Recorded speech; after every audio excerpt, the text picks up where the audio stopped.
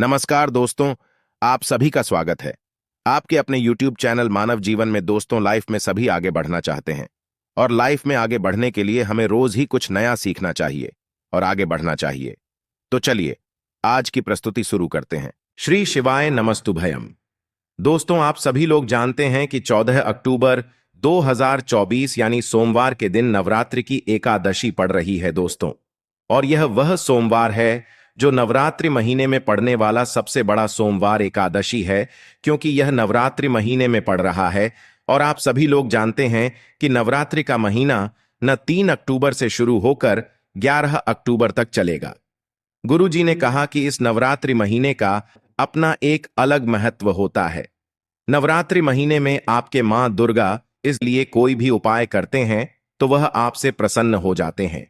तो दोस्तों, इस सोमवार के दिन आपको यह उपाय अवश्य ही करना चाहिए। और दोस्तों, आप सभी लोग जानते हो, नवरात्रि महीने सोमवार का अगर सबसे बड़ा कोई उपाय है तो वह 5 कनेर के फूल वाला उपाय है। तो दोस्तों, इस नवरात्रि महीने सोमवार के दिन आप लोगों को इस 5 कनेर के फूल वाला उपाय को जरूर करना है। बहुत सारे लोग होंगे जिन लोगों ने इस उपाय को ना किया हो, मतलब पूरा साल निकल गया, उन्होंने किसी भी दिन इस 5 कनेर के फूल वाला उपाय को ना किया हो। पर दोस्तों, आपके पास एक आखिरी मौका बचा हुआ है, जो कि 7 अक्टूबर नवरात्रि महीने सोमवार के दिन है। तो इस दिन आप लोगों को इस वाले उपाय को जरूर कर लेना है, भले ही आपने पूरे साल भर इस उपाय को ना किया हो। पर अगर आपने इस श्राद्ध पक्ष महीने की नवरात्रि महीने सोमवार के दिन अगर इस वाले उपाय को कर लिया तो आपको इस उपाय को करने का वह फल मिलेगा जिसकी आपने कभी कल्पना भी नहीं करी होगी। इसीलिए आप लोग इस वाले उपाय को एक बार जरूर कर लेना, ताकि आप लोगों के हाथ से यह मौका ना जा सके और आपको इस उपाय को करने का फल मिल सके। दोस्तों, यह उपाय पंडित जी ने अपनी अभी की ही शिव महापुराण की कथा में बताया है, जिस उपाय को आज हम आपको बहुत अच्छे से समझाने वाले हैं। इस वीडियो को देखने के बाद इस उपाय को समझने के लिए आपको कोई और वीडियो को देखने की जरूरत नहीं पड़ेगी। तो चलिए दोस्तों, उपाय को शुरू करते हैं। देखिए, यह इस नवरात्रि महीने के सोमवार के दिन यह इतना खास होता है, इतना महत्वपूर्ण होता है। देखा गया है कभी कभी बड़े बड़े पूजा पाठ अनुष्ठान से जो मनोकामना पूर्ण नहीं होते, वह नवरात्रि महीने के दिन एक छोटे से उपाय करने से ही आपकी मनोकामना पूर्ण हो जाती है। और बहुत सारे लोगों ने इस उपाय को किया भी है और उनको इस उपाय को करने का फल भी जरूर मिला है। अगर आप लोग भी इस उपाय को करना चाहते हैं तो आप इस उपाय को पहले अच्छे से समझ लेना, सुन लेना, उसके बाद करना। आपको इस उपाय का फल जरूर मिलेगा। और इस उपाय को कर लेने से आपके घर में चाहे किसी भी प्रकार की दुख और समस्या क्यों ना चल रही हो, आपको उसका कारण भी नहीं पता है कि भाई यह समस्या किस कारण से चल रही है, उसका कुछ भी कारण हो सकता है, जैसे पितृदोष हो सकता है या किसी भी तरह का मंगल दोष भी हो सकता है। तो इस दिन आप लोगों को 5 कनेर के फूल वाला उपाय कर लेना है। यह एक ऐसा उपाय है जिस उपाय को अगर किसी विशेष दिन पर किया जाए तो भाई उस विशेष दिन का जो है वह तो हमें मिलता ही मिलता है। पर हमने उस दिन पर इस 5 कनेर के फूल वाला उपाय को किया है तो हमें उससे भी बड़ा फल मिलता है, और फल बहुत जल्दी मिलता है, क्योंकि आप इस उपाय को बहुत ही बड़े और विशेष दिन पर कर रहे हो। तो चलिए अब उपाय के बारे में बात करते हैं। लेकिन उससे पहले आप लोगों को यह जानना आवश्यक है कि आखिर यह उपाय किस समय करना है, किसको करना है और कैसे करना है। तो चलिए हम आगे आपको वीडियो में एक एक करके बता देते हैं। लेकिन उससे पहले अगर आप लोग हमारे चैनल पर नए हैं तो हमारे चैनल को सब्सक्राइब कर लेना और इस वीडियो को लाइक करके कमेंट बॉक्स में श्री नमस्तुभयम ओम नमः शिवाय जरूर टाइप कर देना। तो दोस्तों, इस 5 कनेर के फूल वाला उपाय को हमें इस नवरात्रि महीने के सोमवार के दिन कैसे करना है, किसको करना है, किस समय करना है और कहां पर करना है, ये सारे सवालों के जवाब आपको इस वीडियो में मिल जाएंगे। और जो यह वीडियो देखेगा भाई, उसको 5 कनेर के फूल वाला उपाय जरूर करना चाहिए, क्योंकि इस देश महत्व होता है। और जब बात आ जाए 5 कनेर के फूल वाला उपाय की, तो यह सोने पर सुहागा वाली बात हो जाती है और यह एक बहुत ही बड़ा उपाय हो जाता है इस नवरात्रि महीने के सोमवार का। तो अब दोस्तों, इस 5 कनेर के फूल वाला उपाय को आखिर करना किसको है, सबसे पहले हम लोग वह बात जान लेते हैं। तो देखो, घर की जो बड़ी माताएं बहनें होती हैं, उन माताओं बहनों में से कोई भी एक बड़ी माता बहन इस वाले उपाय को कर सकती है। और दोस्तों, अगर आप चाहे तो अपने घर में से सभी सदस्यों को भी इस उपाय को करवा सकते हैं। अगर किसी व्यक्ति की खुद की कोई मनोकामना है, खुद की कोई दुख और परेशानी है जो कि वह अपने लिए ही करना चाहता है, इस वाले उपाय को तो वह खुद अपने लिए भी कर सकता है। बाकी अगर कोई घर में से ऐसा है जो कि अपने पूरे घर परिवार की सुख और शांति के लिए यह वाला उपाय करना चाहता है, तो भाई वह भी कर सकता है। उसमें भी कोई दिक्कत वाली बात नहीं है। कहने का मतलब यह है कि इस उपाय को हर एक सदस्य भी कर सकता है और पूरे घर परिवार के सदस्य के लिए घर की बड़ी माताओं बहनों में से कोई एक माता बहन भी कर सकती है। माताएं बहनें अगर घर में उपस्थित ना हो या वह यह वाला उपाय ना कर पा रही हो, तो फिर घर का कोई बड़ा सदस्य भी इस 5 कनेर के फूल वाला उपाय को कर सकता है, चाहे फिर वह पुरुष ही क्यों ना हो। उसमें कोई भी दिक्कत वाली बात नहीं है। उसके बाद में दोस्तों, जो अगला प्रश्न निकल कर आता है वह यह आता है इस उपाय को लेकर कि आखिर इस उपाय को हमें किस समय करना है, सुबह के समय करना है कि शाम के समय करना है। तो देखो, इस वाले उपाय को आप लोग सुबह के समय भी कर सकते हो और शाम के समय प्रदोष काल में भी कर सकते हो। अब अगर आप पूछो कि भाई साहब सबसे उत्तम समय कौन सा रहेगा, बस यही कहेंगे कि इस उपाय को आप सुबह के समय करेंगे तो ज्यादा बेहतर होगा। बाकी अगर शाम के समय भी करेंगे तो भी अच्छा होगा, उसमें कोई भी दिक्कत वाली बात नहीं है।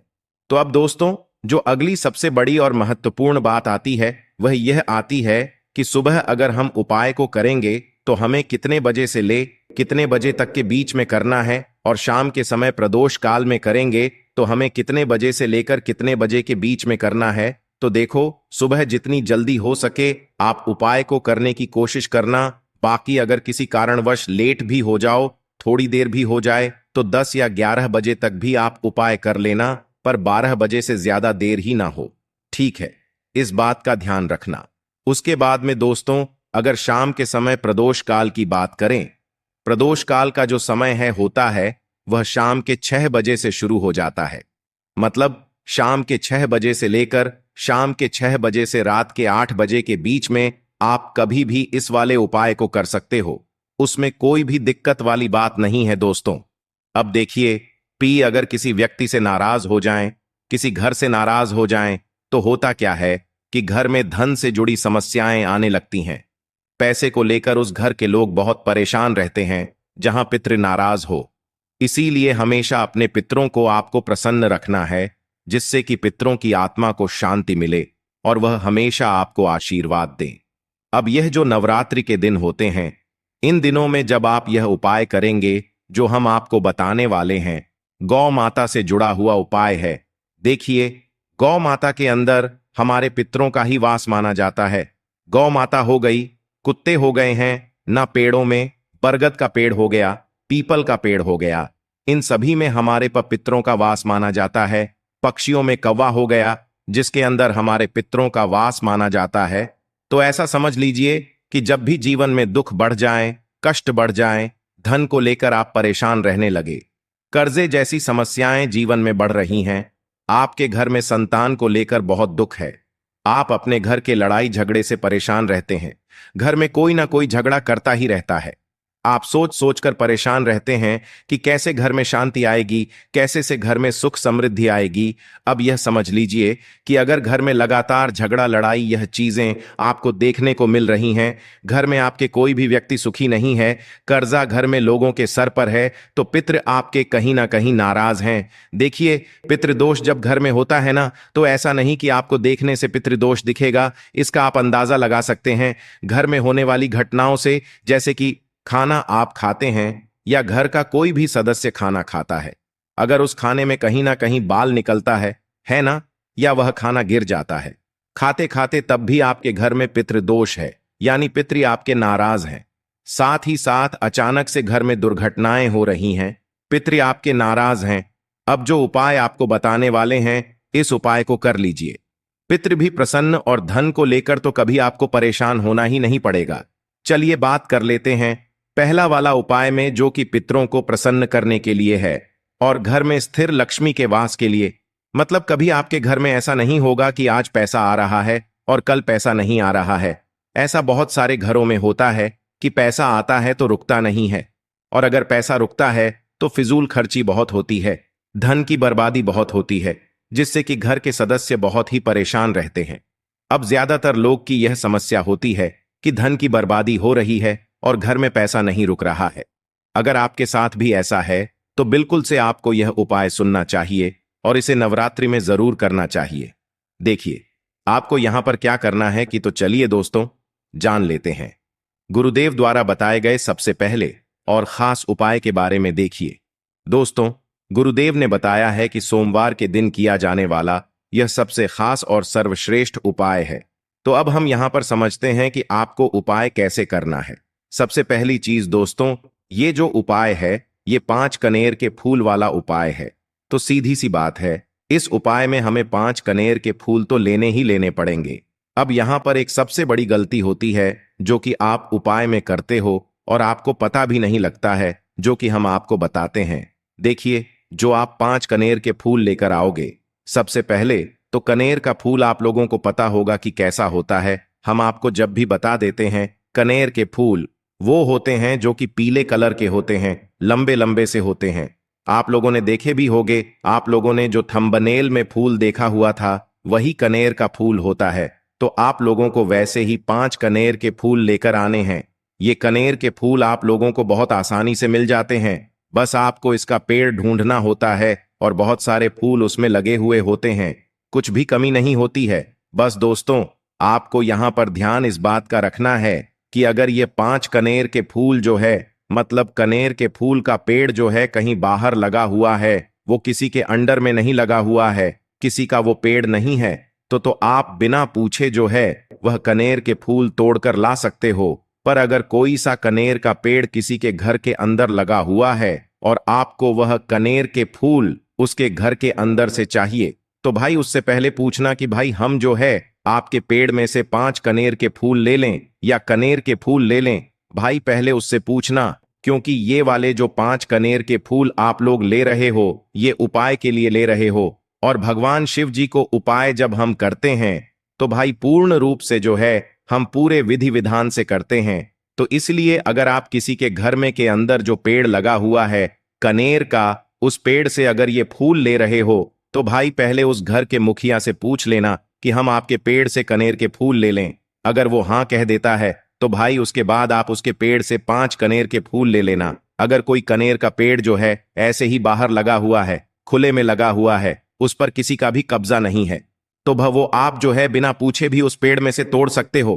पर किसी के घर के अंदर लगा हुआ है तो उससे सकर ही 5 कनेर के फूल उसके पेड़ में से लेना।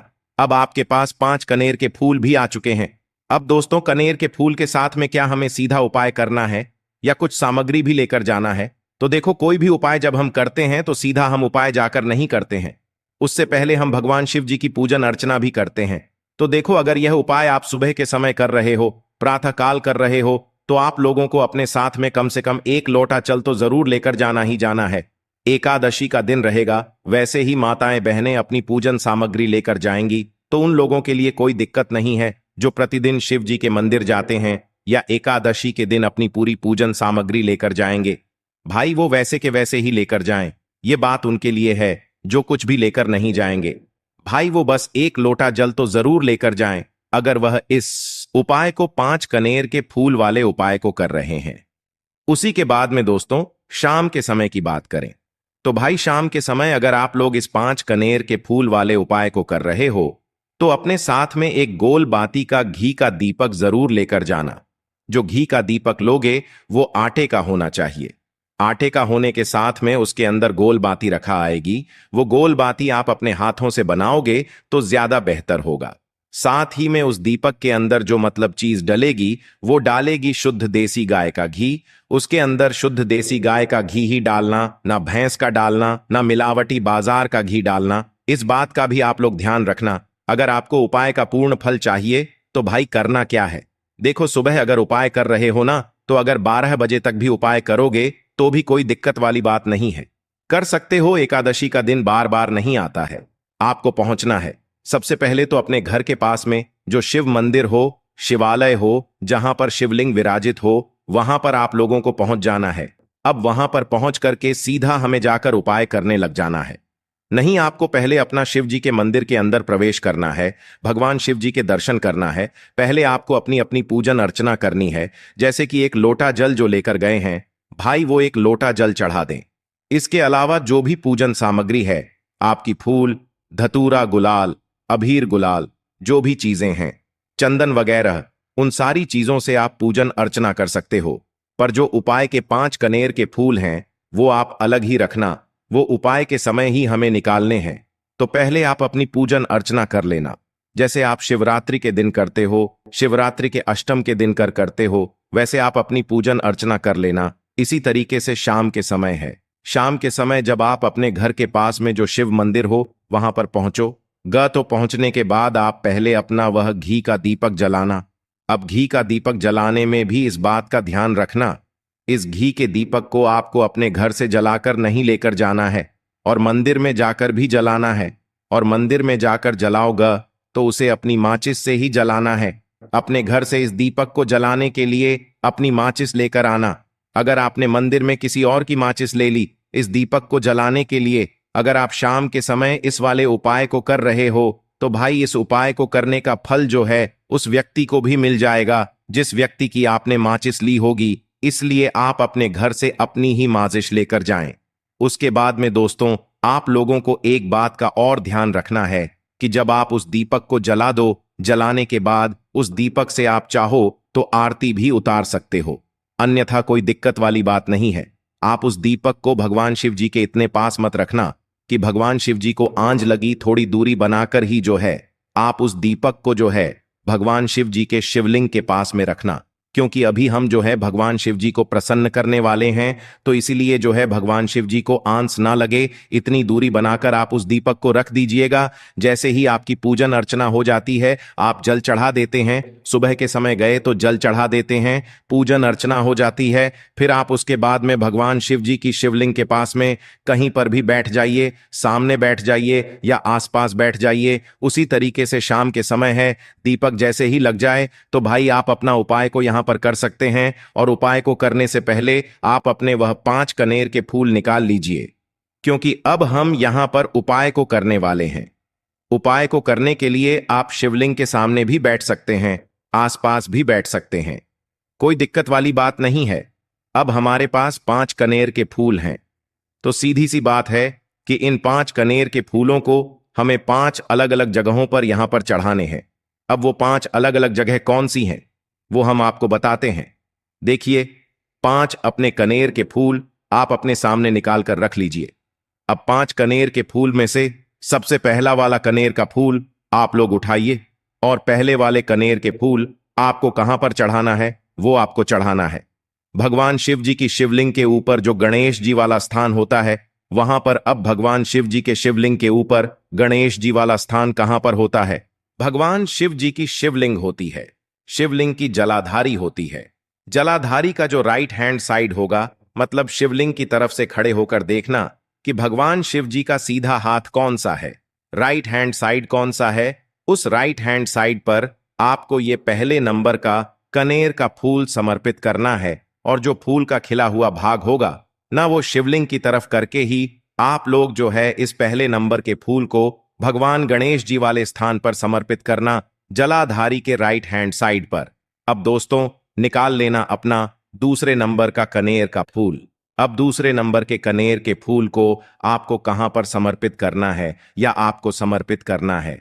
भगवान कार्तिकेय जी वाले स्थान पर। अब गणेश जी वाला स्थान राइट हैंड साइड पर होता है, तो कार्तिकेय जी वाला स्थान लेफ्ट हैंड साइड पे होता है, जलाधारी के ऊपर है। तो जलाधारी के ऊपर जो लेफ्ट हैंड साइड का जो हिस्सा है वहां पर कार्तिकी जी के स्थान है। तो इस दूसरे नंबर के फूल को आप वहां, मतलब वहां पर समर्पित कर देना और भगवान से प्रार्थना कर लेना। और फूल का खिला हुआ भाग शिवलिंग की तरफ ही होना चाहिए। अब बात आती है तीसरे कनेर के फूल की। तो तीसरे कनेर के फूल को भी आपको लेना है और इस तीसरे कनेर के फूल को आपको माता अशोक चंद्र जी वाले स्थान पर समर्पित करना है। अब ये माता अशोक चंद्र जी का स्थान कहां पर होता है दोस्तों? ये जो स्थान होता है ये जलाधारी के बिल्कुल बीचों बीच में होता है।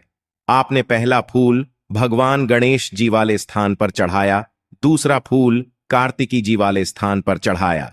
अब ये तीसरा फूल जो है इन दोनों फूलों के बीचों बीच चढ़ेगा, मतलब जहां पर माता अशोक सुंदर जी का स्थान होता है, खिला हुआ भाग शिवलिंग की तरफ करके ही जो है इस तीसरे नंबर के फूल को आप समर्पित कर देना माता असकचंदी वाले स्थान पर।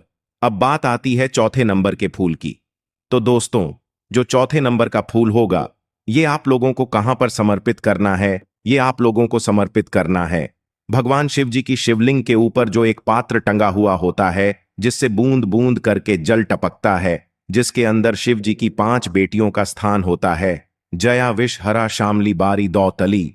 और देव उस पात्र के अंदर जो है आप लोगों को क्या करना है, ये चौथे नंबर के फूल को समर्पित करना है। अगर किसी कारणवश आपका वह पात्र जो है शिवलिंग के ऊपर जो पात्र टंगू होता है, जिससे बूंद बूंद करके जल टपकता है, वह पात्र उपस्थित ना हो, तो वह आपको क्या करना है कि शिव जी की 5 बेटियों का नाम लेकर जया विष हरा शामली बारी दौतली और देव का नाम लेकर जो है इस चौथे नंबर के फूल को आपको जलाधारी के ऊपर ही कटी शिवलिंग का जो कटी भाग होता है, मतलब जलाधारी के ऊपर ही जो भाग होता है, वहां पर समर्पित कर देना इस चौथे नंबर के फूल को। उसके बाद में दोस्तों बात करते हैं आखिरी नंबर के 5वें नंबर के फूल को, जो कि आखिरी फूल है हमारा।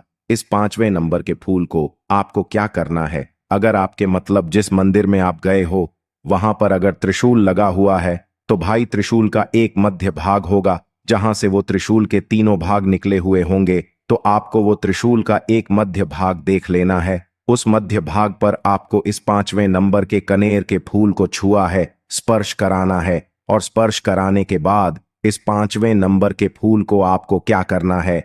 भगवान शिव जी की शिवलिंग के ऊपर समर्पित कर देना है। अब दोस्तों, अगर वह मतलब जो है त्रिशूल ना भी हो आपके मंदिर में उपस्थित, तो आप सीधा सीधा ये जो 5वें नंबर का कनेर का फूल है या भगवान शिव जी की शिवलिंग के ऊपर समर्पित कर देना। बस ध्यान इस बात का रखना कि जो खिला हुआ भाग है फूल का, वो सामने की तरफ होना चाहिए, जलाधारी की तरफ होना चाहिए, और डंडी का जो भाग है वो शिवलिंग के पीछे की तरफ होना चाहिए फूल की। तो इस बात का आप लोगों को ध्यान रखना है। जैसे ही आप लोग को ये 5 फूल समर्पित कर देते हैं, वहीं पर भगवान शिव जी के शिवलिंग के पास में बैठकर जो है हाथ जोड़कर विनती कर कर अपनी वह मनोकामना बोलना, जिस मनोकामना के लिए आप लोग यह वाला उपाय कर रहे हो। अपनी वह दुख और समस्या बोलना जिसके लिए आप लोग अपना ये वाला उपाय कर रहे हो। अपनी किसी भी एक मनोकामना के लिए ये वाला उपाय करना। 2-3 मनोकामना एक साथ मत बोलना, कोई भी एक मनोकामना बोल देना। अपने 5वें नंबर के फूल को चढ़ाने के बाद और चढ़ा दो, तो भाई 2 मिनट भगवान शिव जी के नाम का जाप कर लेना। उसके साथ में दोस्तों आपका ये उपाय यहां पर पूर्ण हो जाता है। आज के लिए बस इतना ही इस वीडियो में दी गई जानकारी। अगर आपको अच्छी लगी हो तो प्लीज हमारे चैनल मानव जीवन को सब्सक्राइब करें, लाइक करें, और हमारे वीडियो में अंत तक बने रहने के लिए धन्यवाद।